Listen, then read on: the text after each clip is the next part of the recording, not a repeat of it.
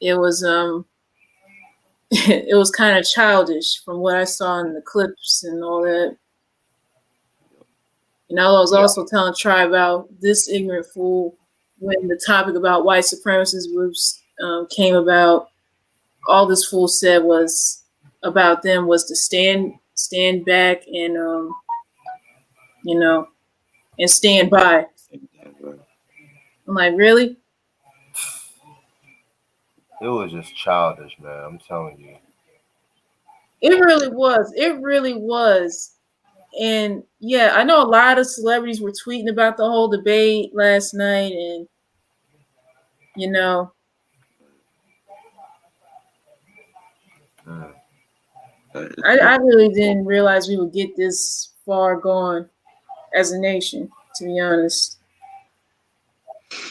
Exactly. That's why we just stupid and shit like that, man. Like him saying calling him all these names and stuff. I'm like, really, dude? But Yeah, like that's the thing. He always be going off script. Like whenever people he supposed to be writing his speeches or what he gonna say on there, and he don't go by it. He just goes off script all the time, and always lying, and just been lying continuously for the longest about a lot of things, and just a complete arrogant, ignorant piece of you know what, man. yeah. Anyway, it is what it is at this point, man. Yeah, but everyone make sure to vote because this is a very critical and pivotal point in all of our lives. And I know good and well for everyone who's watching out there, y'all don't want another 4 years of this fool. I know I don't. No. Ronnie, what up? Sam, Kristen. Hey guys. It's crazy. Yeah.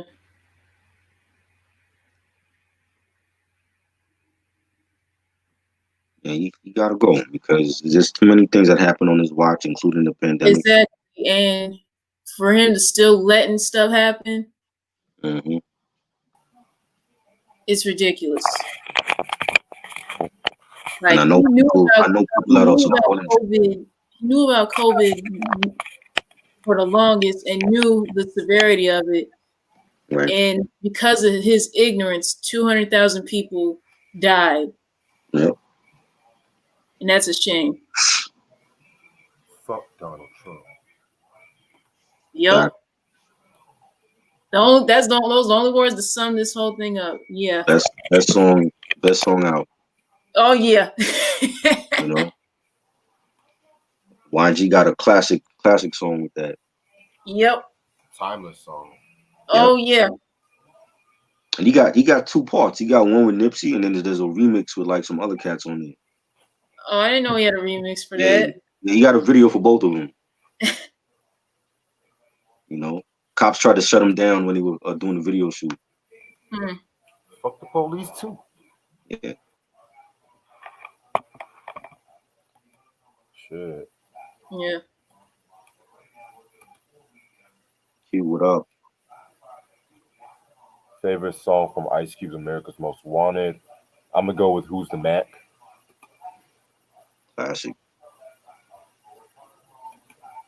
Who's the Mac? Definitely.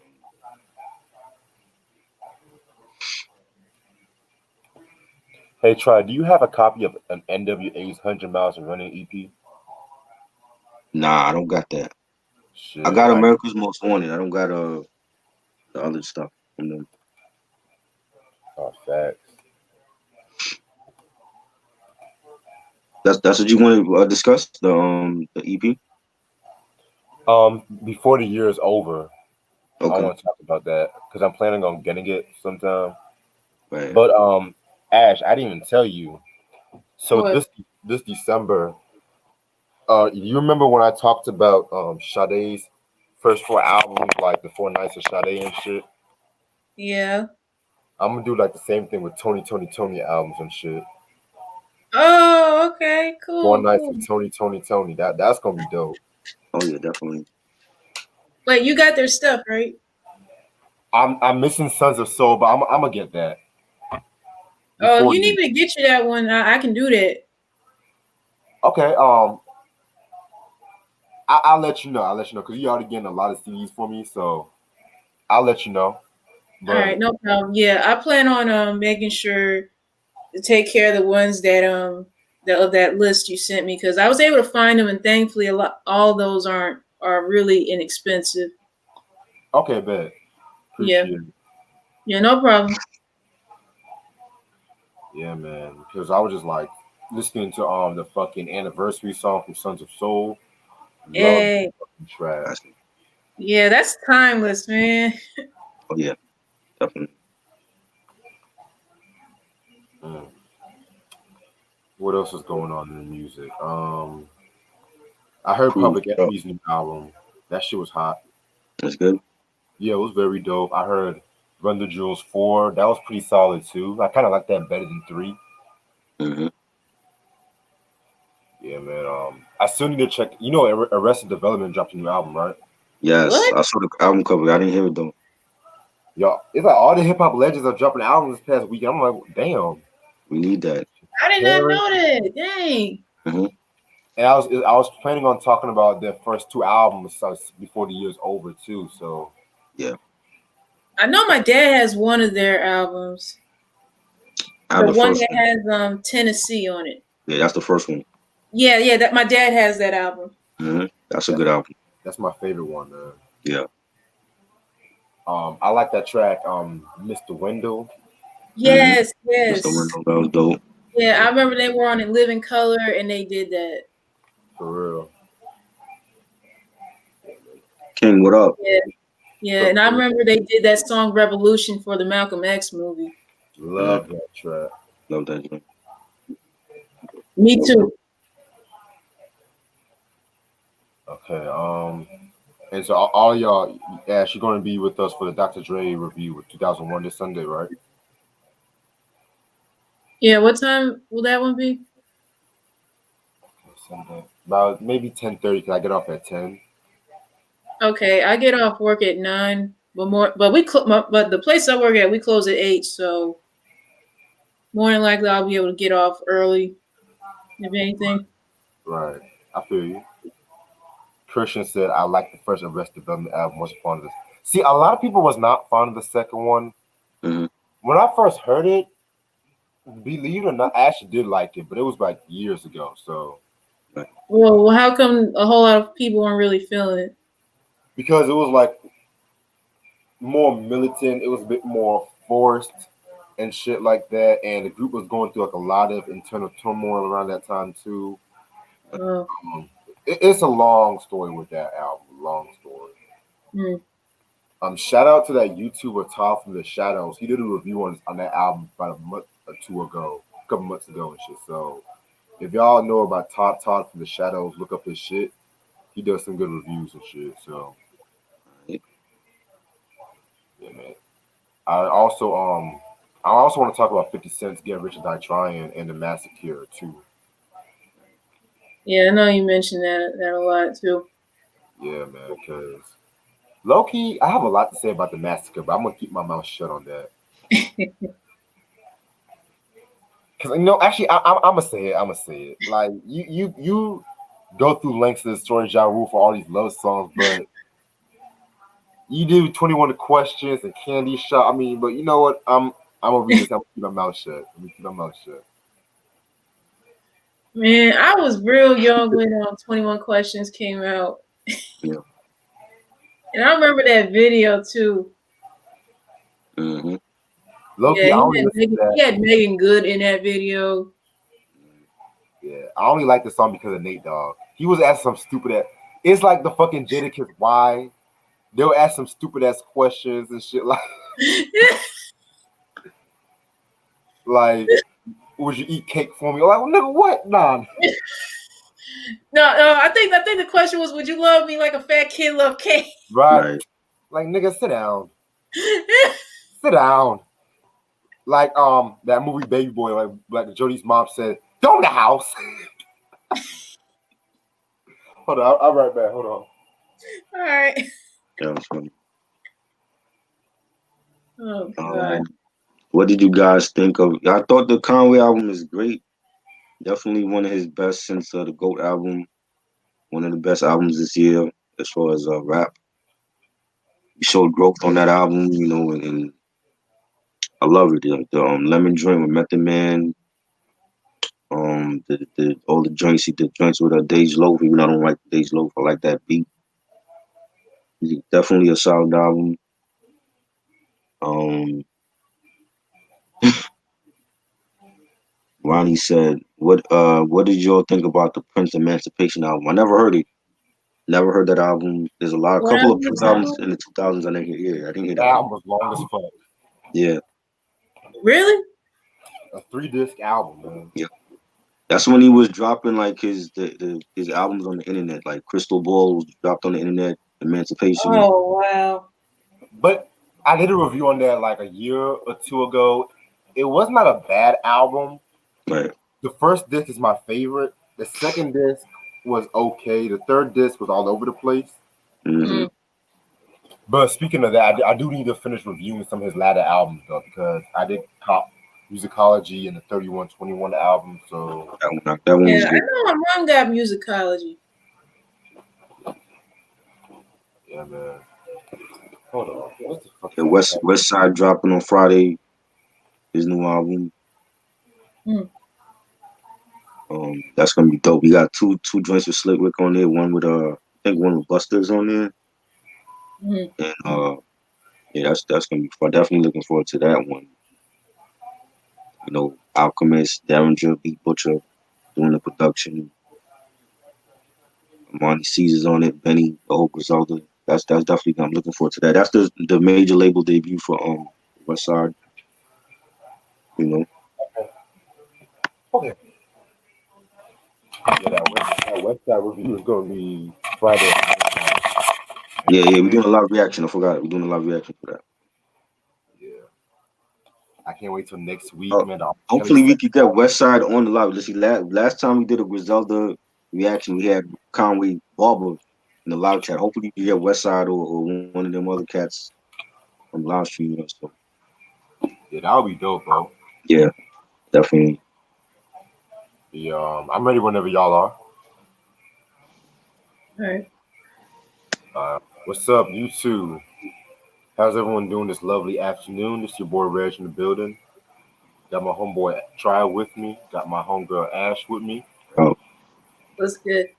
And this is pretty much a winner of the fucking P Funk poll I did. It's Funkadelic with their classic 1978 masterpiece, One Nation Under a Groove. This is the 10th studio album, released in 1978 under Warner Brothers. The only single I can see is One Nation Under a Groove. George Clinton produces a whole album. The personnel, you had Gary Scheider, Mike Kidd, Funkadelic Hampton, Bobby Lewis, Bernie Worrell, Junie Morrison, who if you guys watch my Ohio Players review, he was originally a member during like the early stage of the Ohio Players, but he came and joined Funkadelic during '78. Jerome Bailey, Bootsy Collins, Larry Frat Tangelo, Taro Lampkin, Rodney Skeet Curtis, Cordell Boogie Mason, George Clinton, Ray Davis, Ron Ford, Mahalia Franklin, Lynn Mabry, Don Silver, Jeanette Washington. Yeah. Okay, so we've talked about Parliament Mothership Connection album this past summer, which that's literally like my second favorite Parliament album.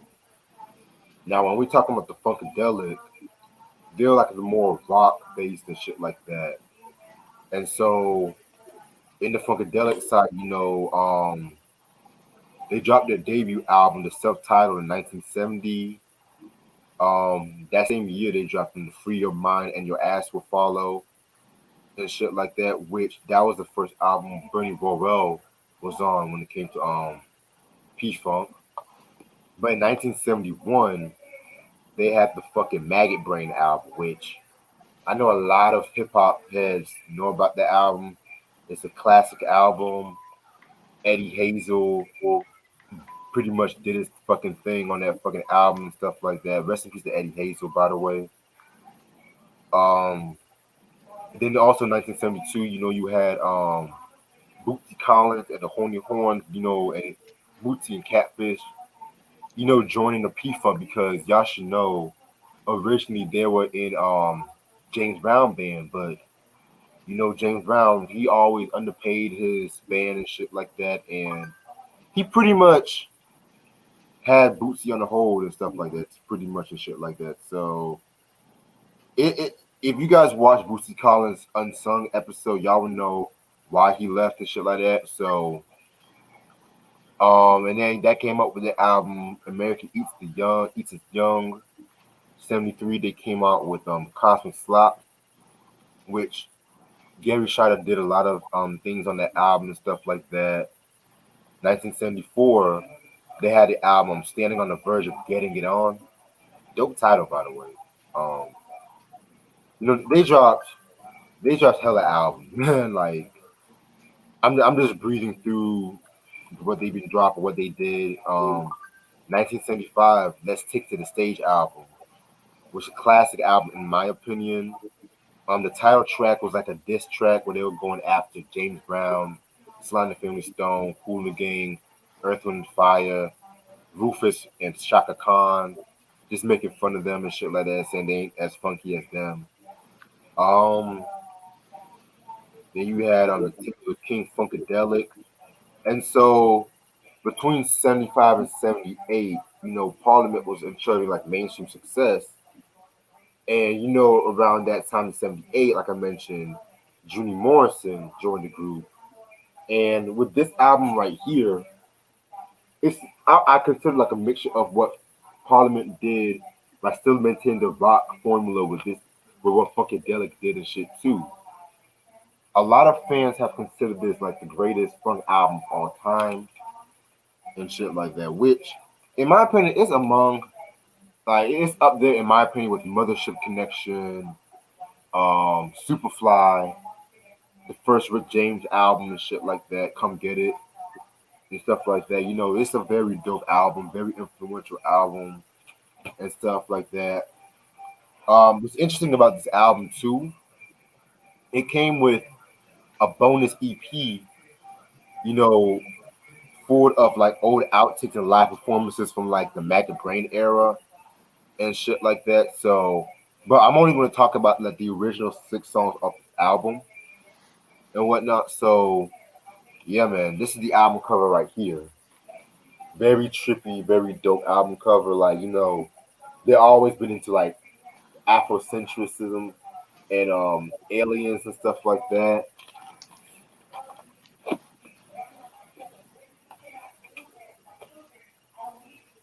Yeah, man. Yeah, but this album is hard to come by. Like, shout out to Carolina Soul. I got this for like $16 and shit, so it was definitely a steal.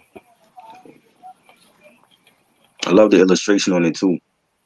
For real, man. Yeah, you don't see album covers like that no more. Nah, I don't know. Like I said, everything is always Photoshop. Like dope. everyone has to be in front of a Lamborghini or some shit like that. A rented Lamborghini. Let me say that. It's like they don't take the time to really do a well thought out, creative way of doing it now. Right. But yeah, man. Like I said, this album has 6 songs, not a long album. So right. Let's get this shit started. Track number 1 is the title track, One Nation Under a Groove. Love that track right here. I mean, a lot of hip hop acts sampled this track. I mean, pretty much there's a lot of stories about how this track came together.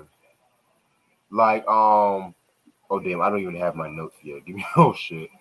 So on top of my head, it was I think according to Bootsy, they were on tour and they pretty much were screaming like One Nation on tour and stuff like that. You know what I'm saying?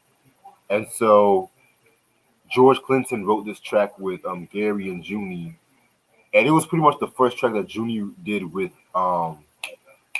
P Funk and stuff like that too. So of course Bernie Worrell on them fucking keys, man. He definitely did his thing with the Moog modeler on this one and shit. So very, very, very dope track.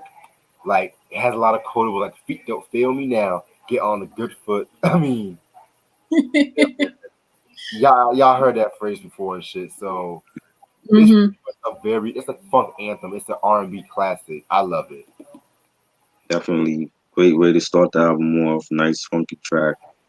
Love the beat. You got George saying, this is a chance to dance our way out of our constriction, and the drums was hitting the bass. Nice background singing. Everybody knows the song. Ready or not, here we come. That joint sample, Ice Cube sample that for Bop Gun with George Clinton on that. Just a classic song. I grew up listening to it, so definitely one of Parliament's best songs in my opinion.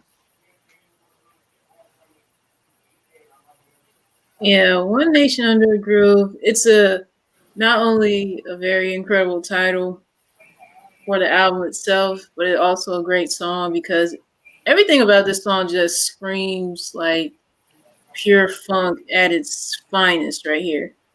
And what better way of it being done like this? And it's just one of those songs that really will stand the test of time, you know.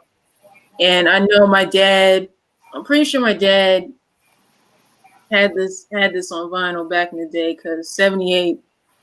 I know a lot of stuff happened that year, and it's just an infectious song that I don't know. It just makes you feel like you're in that moment back during those days.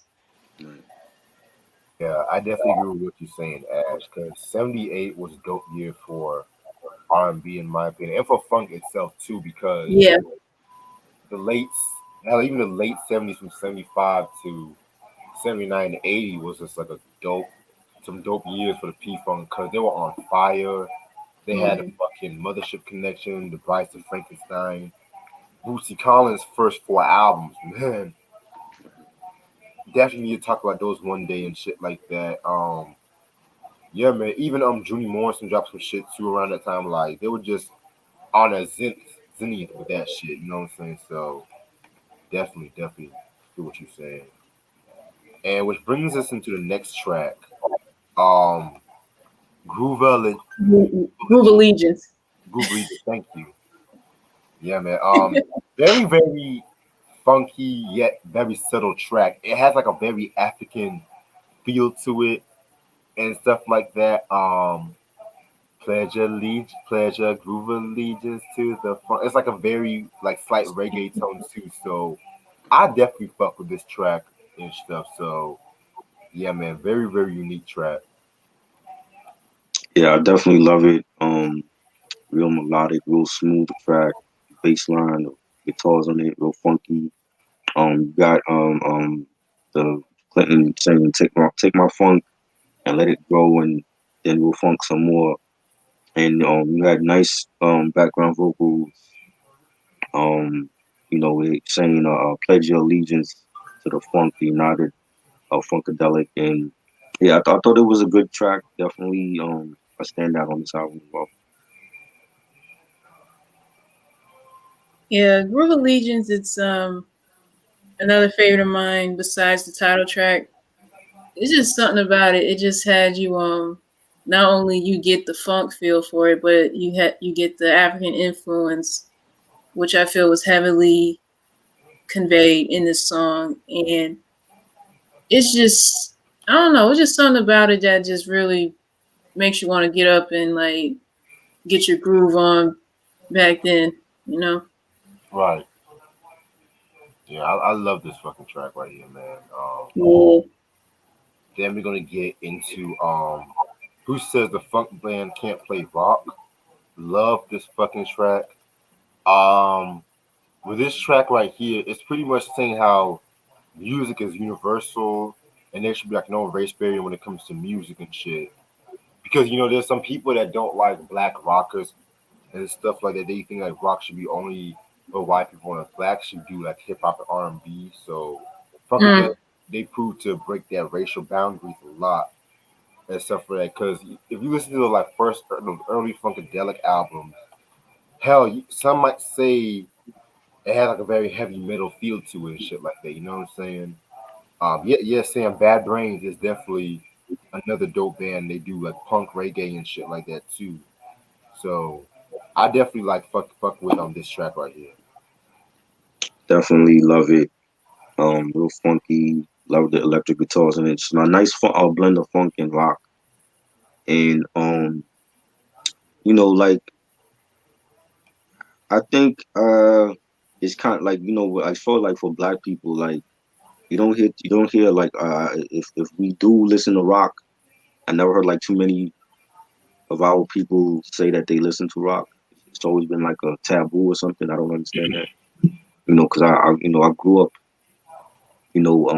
during like the whole era of Guns N' Roses and Van Halen and knew all those rock groups. You know what I'm Right. saying? And just like I want to say like maybe like the past 15 years, listening to Nirvana and listening to Green Day and Jane's Addiction, Sonic Youth, just that whole grunge era. It's always during the '90s I wasn't really big on that, but I knew of those bands, and then like in the early 2000s, like finally like listening to those bands, it's like that's just like another genre for me that I enjoy listening to. Living Color as well. Lenny Kravitz always liked his stuff. So I feel like it was a great what George and Parliament did. It was like a great blend of mixing R&B and funk with the rock, and I don't think anybody should be afraid of what they listen to or be embarrassed of what you listening to, no matter what genre, country music, hip hop, R&B, whatever. Be proud of what you listen to. So and be open as well to listen to other genres of music that maybe you slept on in the past. So definitely a great song. Yeah, I'll admit. Who says a funk band can't play rock? Yeah, definitely. This song is another favorite of mine, and I definitely get the message of it because, yeah, not a lot of people would ever in a million years think that our people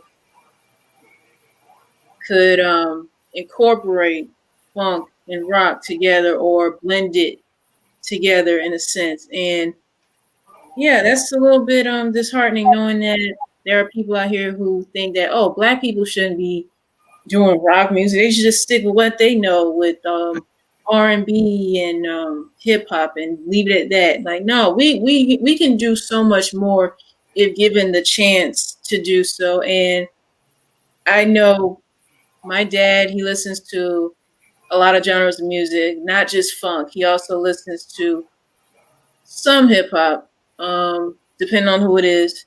He also listens to country and gospel and rock. And I know my sisters, they listen to a few certain rock artists too, because I know they grew up around the same time when of course when Aerosmith was big, as well as Guns N' Roses and you know and Nirvana and so many other rock groups and other people like that. So me and my siblings, I guess we get our music sense from my father pretty much.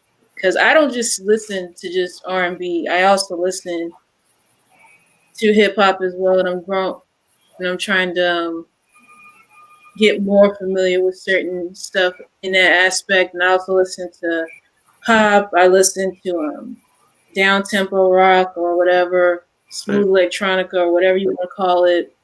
And I listen to an occasional rock song or two, depending on who it is. Yeah, so I just try to experiment or just listen to stuff that'll just pique my interest, and so that way I can get a little familiar with it. But yeah, this song, I wish this song was a single as well, and yeah, I definitely feel like they broke barriers by doing a song like this. Yeah, definitely. All right.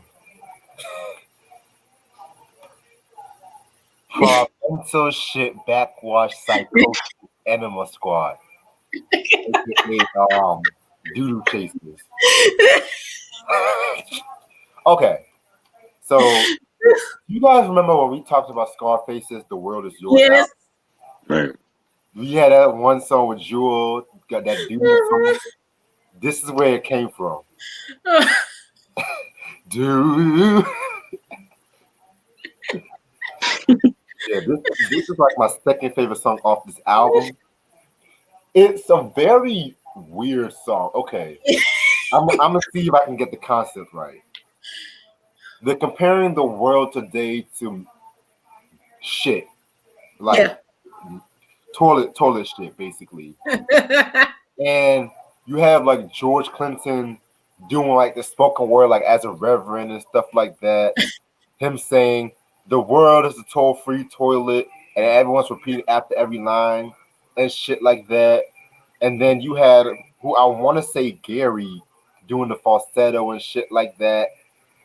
Um, talking about you're the sweetest.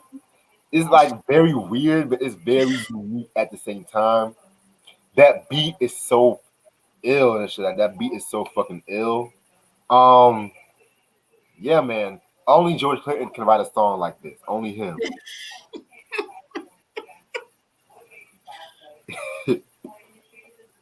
There's a lot going on in this song, man.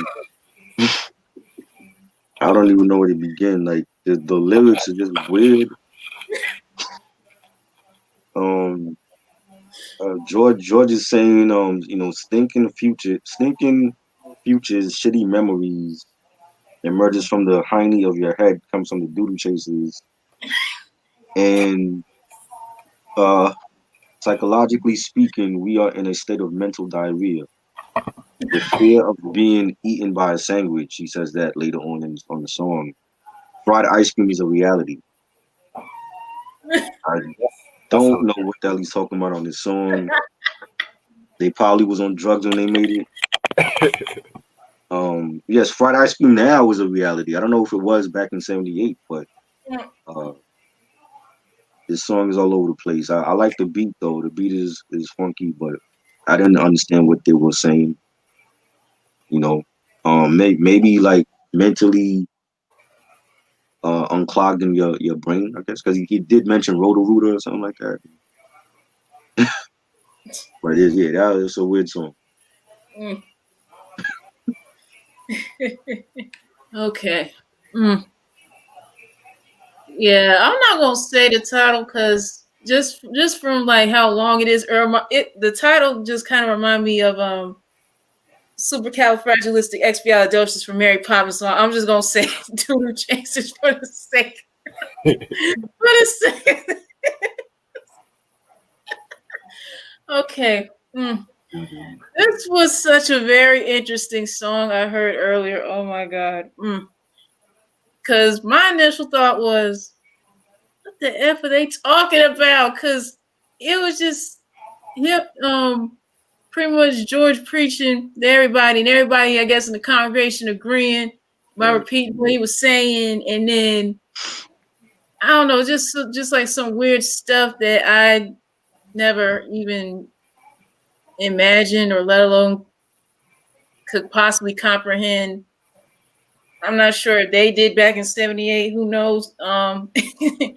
Okay, but yeah, I think what the song was talking about was pretty much I guess we were living in some very crappy times back then, and I feel like it's relevant to now Right. because I feel like this year is definitely solidifying how crappy it really is, and yeah, that's what I got out of it. But yeah, when he mentioned about like fried ice cream, I'm like, what in the world is he talking about? Did he just pull that out of his hat or pull that out the sky or something? I mean, I didn't know what he was talking about.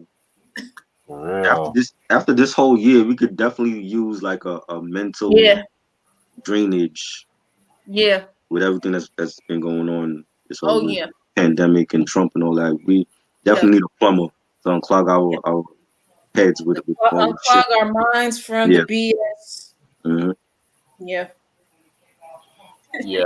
After listening to this debate, this song makes a lot of sense now. Right. Yep, it really does. Hmm. Mm. All right. Next track, Into You. This is like my favorite track off this whole album. Um, it's pretty much Gary. Who's on this track? Give me 1 second. Pretty much Junie, Ray, and Gary was singing on this fucking track.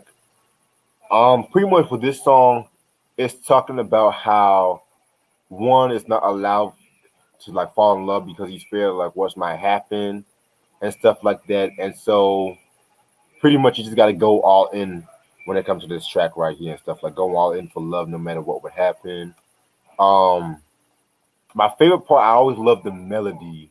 That's all into you now. Into and then like it's just like different melodies coming out together, especially when that bridge, like if it's right, it's all right for you and now. Whoo, whoo. Like it was just a lot of things going on with this track right here and shit like that. Very, very dope track. Junie Ray and Gary definitely did their thing with this track right here. I love it. Who's And who's the person with the low voice that's singing? Ray, that's Ray Oh, Davis. that's Ray. Okay. Yeah. And Mm. also the Ice Cube affiliate KD, he pretty much did his own version of his Ass Gash and Cash album from '94, which is a very dope album I need to get my hands on, but it's out of print. Yeah, definitely my favorite on here. Real melodic, smooth track. Like the beat, like the guitars in it. Love the low baritone singing by Ray. Yeah, great song. I definitely need to hear the KD version. I haven't heard that album. I remember when it came out, but definitely a classic Parliament track. Yeah, Into You at first I kind of had some mixed feelings about it, but I guess after hearing it a couple of times earlier, it just to me I found it to be soothing in a weird way. Just Yeah, something I just wasn't expecting from them, especially coming from hearing the previous track, Doodle Chases. I mean, like what a transition from that to this. It just I commend them for doing it, but yeah, I consider Into You like another severely underrated songs. I feel like it could have had potential. Yeah, man. If you for all my P Funk heads, there's this one performance that they done in the Capitol Theater and stuff like that where they definitely killed it and shit like that. That P Funk Capitol Theater performance in '78, y'all need to check that shit out. It's amazing. is that on YouTube? Yeah, Okay. I'm gonna put the link in the chat. Yeah, I want to see that. But yeah, and the last track off this album is called Charlie Funk Getting Ready to Roll. This was a very solid track, Not really one of my favorites, but I felt like it was a nice little funky track with the rock elements and stuff like that. So I like it. A very funky track, nice bass, nice guitars. Great way to end the album off. I like the beat as well. Solid cut. Yeah, I'll admit, I actually liked Charlie Funk Getting Ready to Roll because it wasn't only a great way to close out the album. It's just something that it kind of reminded me a little bit from Who Says a Funk Band Can't Play Rock either, just because of the fact that they incorporated a little bit of rock into this song as well. Yeah, I feel like it's definitely another severely slept on track that I like. That I feel is a little upbeat, and I'm pretty sure that everyone would have gotten into it. Right. And that's all the songs off this album. Overall, you know what? This is literally my favorite Funkadelic album, in my opinion. It definitely has everything in it, not just when it comes to the Funkadelic side, but the P Funk side as well too.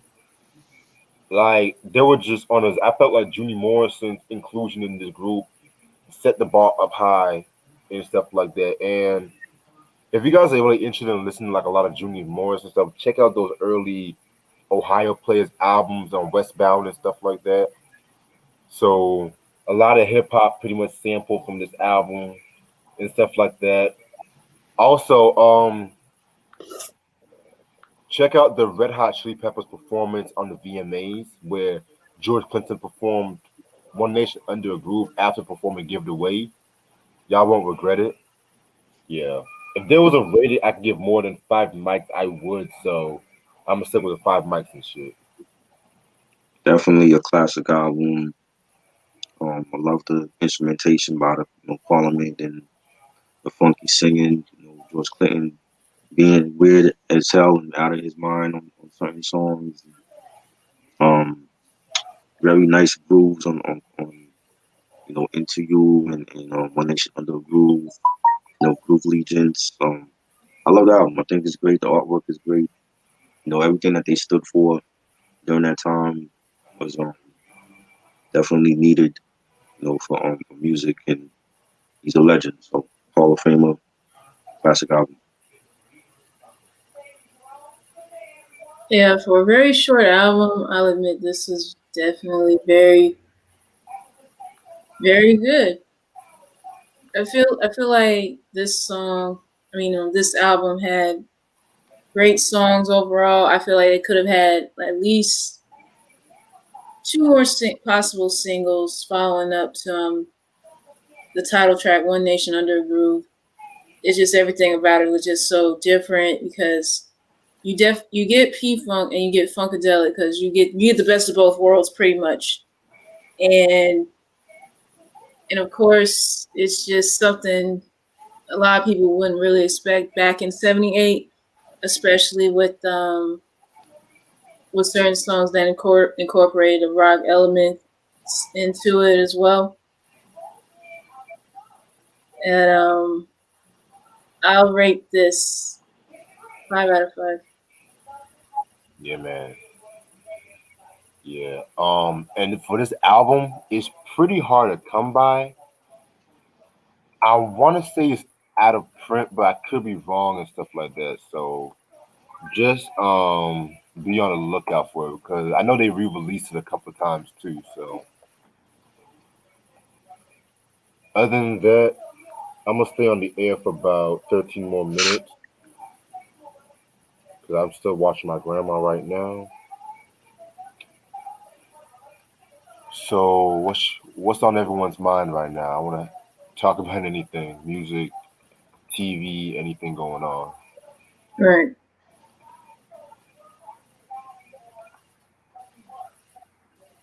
Oh, Ronnie said, "What y'all think about the Uncle Jam Wants You album? Love it. That's like my third favorite album from them.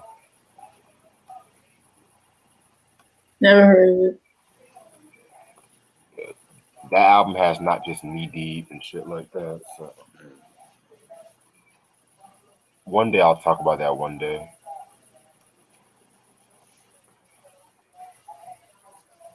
Brother CW, what up?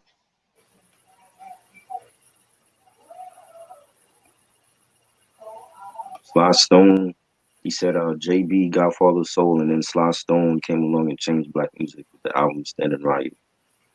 I agree. Yep.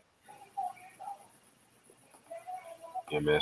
Sly and the Family Stone. That's my shit, man. If it was for Sly Stone, we wouldn't have no Prince or James. Nope.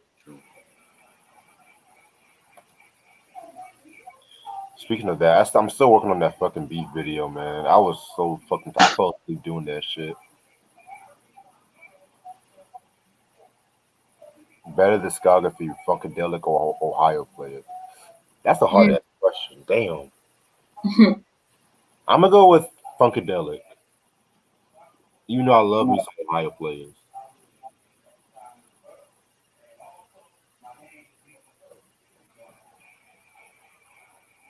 I'm just gonna say this right now. If y'all are not fans of R. Kelly, y'all can just some unsubscribe me right now. I'm just gonna let you know. Lord. Cause I might do a lot of dick riding on that album and shit. People gonna be like, "Oh my god, no!" Yeah, I mean, besides his personal life being in the toilet right now, I mean, y'all gotta admit that man put out some hits, a lot of hits. Yep, definitely. Yeah, a lot of them, which a lot of people wouldn't be here now if it wasn't for those albums and them songs. Yep. Yeah. A lot. Yeah, because a lot. I'm pretty sure a lot of people were being made to a lot of those songs. Yep.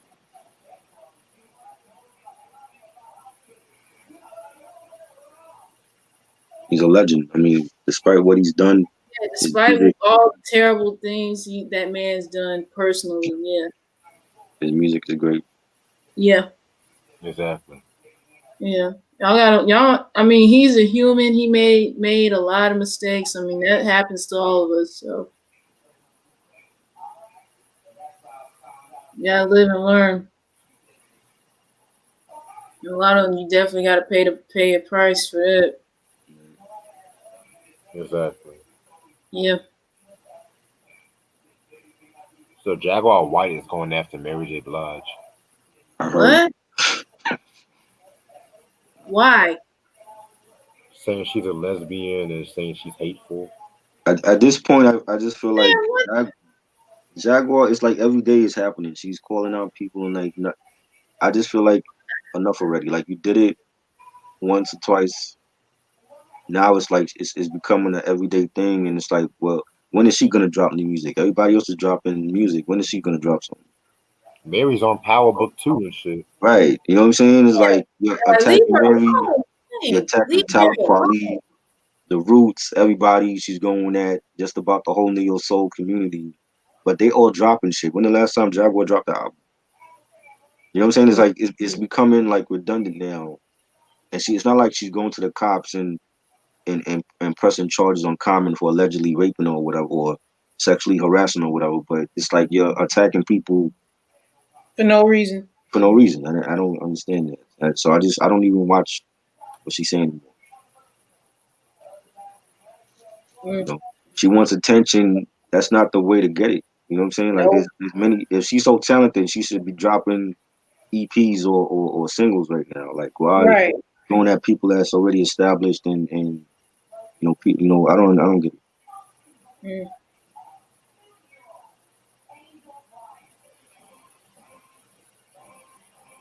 Method Man wants Redman on Power too. What is he gonna play? Is he playing like part of his defense team? I don't, you know what I'm saying? I don't know. I could see Redman on there.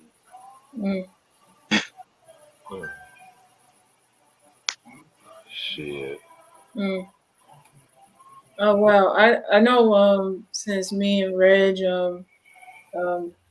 I just heard that the governor of the state is supposed to be moving phase 3 of reopening this Friday at 5. So pretty much, bars, movie theaters, and amusement parks can open with restrictions. So that means the state fair is still canceled, right? I don't know. I have no idea. Just gonna have to wait and watch the news and see what happens on Friday. To be honest. Yo, they bullshit, man. It's gonna be a minute before I even consider going to a movie theater, let alone an amusement park. Because I mean,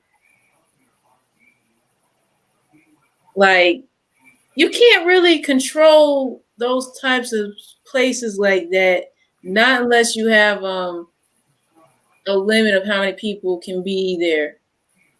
Right. Just like how it is where at my job, because before COVID and everything, like we work normally to the point where the maximum capacity of where I work is 712.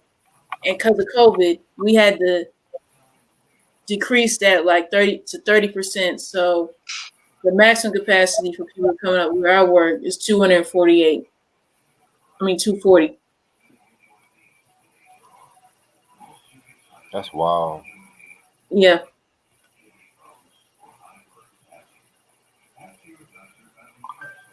I'm doing an IG live tonight at 8 o'clock on is a podcast called Next on the Aux, and we'll be talking about recent stuff going on in the news, like Kanye West, this whole thing with Kanye West and Azalea Banks.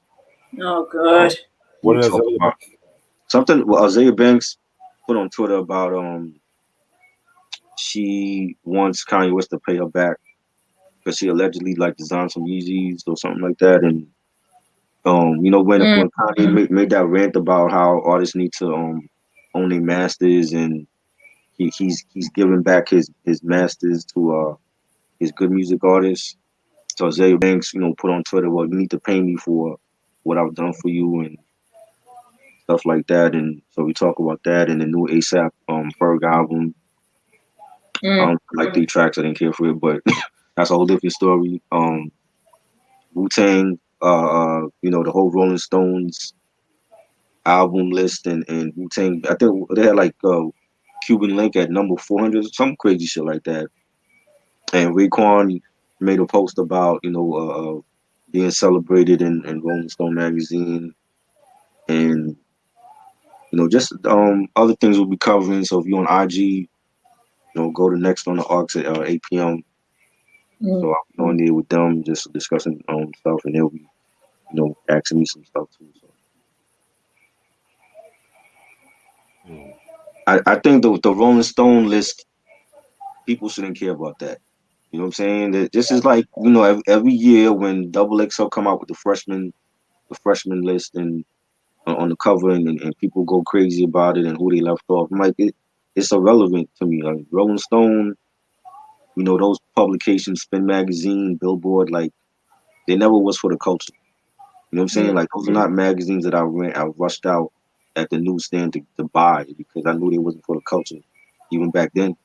You know what I'm saying? Those are for like, I feel like they're appropriating our culture when they make a list like that and they put Wu-Tang low on the list, and you know what I'm saying? So I don't put any stock into what Rolling Stone, puts in their magazine. I don't think people should care about the list. Like, whoever your favorite album is or of all time, that's all that matters. Don't go by what these people that don't know the culture, they try to dictate for our culture. Yeah, I'm so critics. I was just surprised that they put the Sergeant Pepper album 24 when they usually put that number one and shit. I was just like, wow. Right. And then like the majority of the top 10 is like Black Album, which you know me, I don't have an issue with that. But for Rolling Stone, they're trying to go for this whole woke era and shit like that. Like Right. it's so noticeable. Mm-hmm. Yeah, But you know what I'm saying is I don't care about the list. Like if they put Lauryn Hill number one, that's great. It's still I don't consider that the best album of all time, but I mean I don't think people should care about what that's just to get people to talk about it. Just like they do with Double XL and the freshman list. That's to get people to talk and debate about it. That's all it is. I see. yeah, I was grateful they put Isaac Hayes' Hot Butter Soul on the list. I was like, yes, I did something right. They Right. did some shit right though. Trust me. Yeah. You know what I mean? So I don't care about the list, man. Like, I don't care for Rolling Stone. Never read those magazines. Mm. You know, Better discography: Mary Jane Girls or Vanity Six? Mary Jane Girls. Vanity Six. They only had like one album. Yeah. That's not even a discography. I mean, if y'all gonna count Apollonia 6, if you said Vanity 6 / Apollonia 6, then It's not the same without Vanity though. I didn't think that Mm-hmm. Apollonia could sing. You know what I'm saying? Like Vanity, she had it. You know? Do, do, do, do, do, do, do. That's sex shooter shit. Yeah, Oh God, Sex shooter. I did not like that. classic song. You know what song I like from that Purple Oh, Rain movie, but I'm mad it was never on the soundtrack or anything. mm. What? That when Dez did that, I want to be your millionaire. Oh yeah, that The band. whole That club, what was the name of that band? Dez. I think. Hold on, it was Dez and the something. Hold on, but I like that Yeah, weird dance they were doing and shit. I was like, that is so 80s and shit. the dude with the funky punk rock hair. Cause they wasn't on the soundtrack. Yeah, Mm. actually, it's just Dez Dickinson, Modernaire. Yeah, that's right. I want to be a Modernaire. Crazy. Modernaire. Then the whole, I'm talking to my meeting. Then the whole people doing that whole shoulder shit. I was like, okay,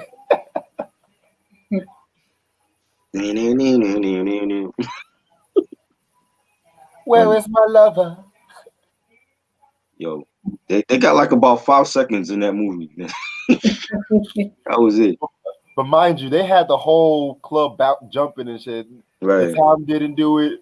The Mm-hmm. kid didn't do it. No. What y'all think about the Times Ice Cream Castle album? That was a solid album. That was good. Yeah. I'm more of a fan like their first two albums and shit. Yeah. All right, I'm gonna answer a few more questions. Midnight Star, Curious or Operator? Curious, but my favorite shit is Wet My Whistle. That's my shit. Right. I like Midas Touch.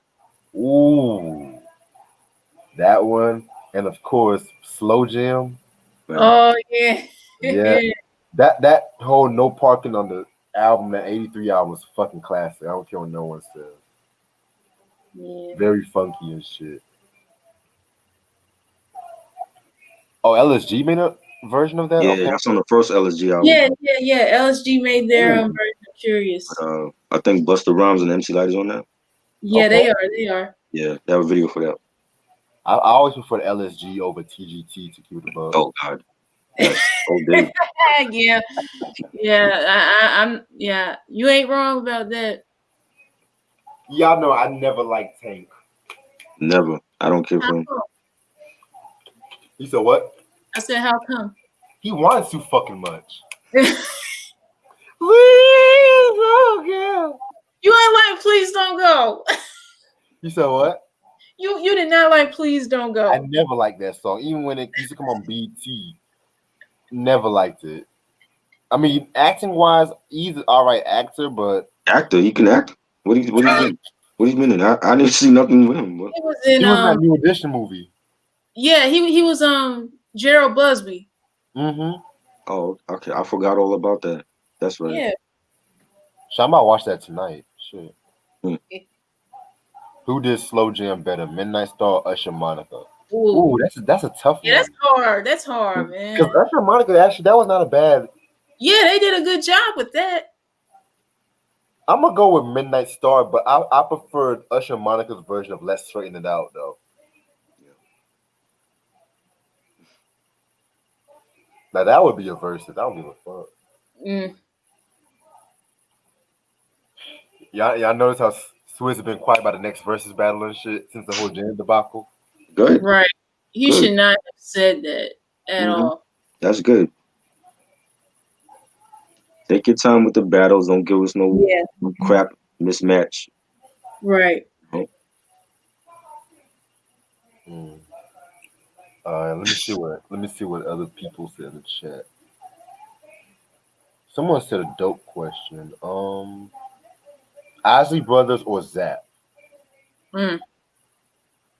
I'm gonna go with the Isleys. Yeah. Zap.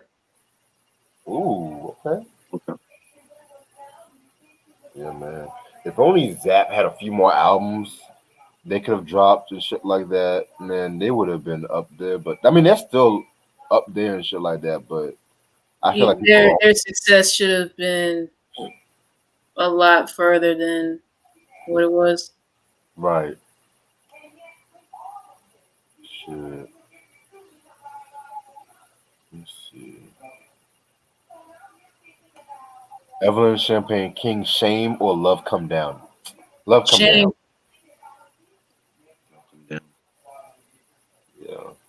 Yeah, even though I kind of got a little tired of Love Come Down after a Yeah, because while. that stupid Love Come Down challenge and oh god. Speaking of challenge, what is up with everyone asking how many Nicks come before Nickelodeon and shit, or how many such and such spellings come after this? I'm sick and tired of that. You know what? I noticed that too. And I'm like, what's the whole point of it? Like, if you grew up watching Nickelodeon, why would it matter? Like, Right. it was just a catchy tune when you heard like when another show was about to come on, and you were just so excited, wondering what's gonna come on next or whatever. Exactly. Favorite Common album. Um, Actually, I love One Day It'll All Make Sense. I think that's highly underrated. Great Yeah, album. I so love. underrated. Yeah. I'm gonna go with B. Yes, I love B also. Yeah. Wonderful Chocolate, Resurrection. He got some classics. Electric Circus. Yes, that was good. Yeah, I felt like the last Common album I really enjoyed was a Nobody Smiling album. Right. After that, it was kind of hit or miss for me. Finding Forever, that was a good one too. Finding Forever was cool, but I felt like they were trying to do what B did, but more polished. Right. Too much singing on that album. But I don't dislike the album. I just felt like, yeah, I can see what they're trying to do. Hmm. But Universal Mind Control sucked. God. And I got that one unfortunately. Hmm. I didn't like. But I don't think Pharrell is good at making rap albums. Like R&B, that's his thing. Alternative, but doing a whole rap album, I don't think that's his thing. Except for the first two Clips albums. But I think he ruined that Common album, and there's some other albums that I didn't like him doing the whole like Bush was decent, but it's not a great album to me. Mm. I agree. The songs sound the same.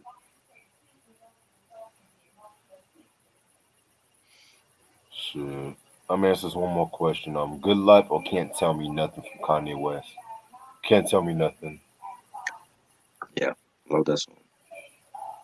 Yeah, man.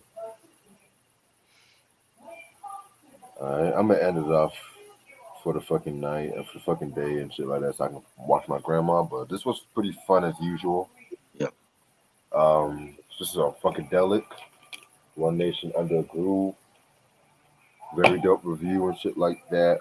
This Friday, live reaction for West Side Guns album. Cannot wait for that.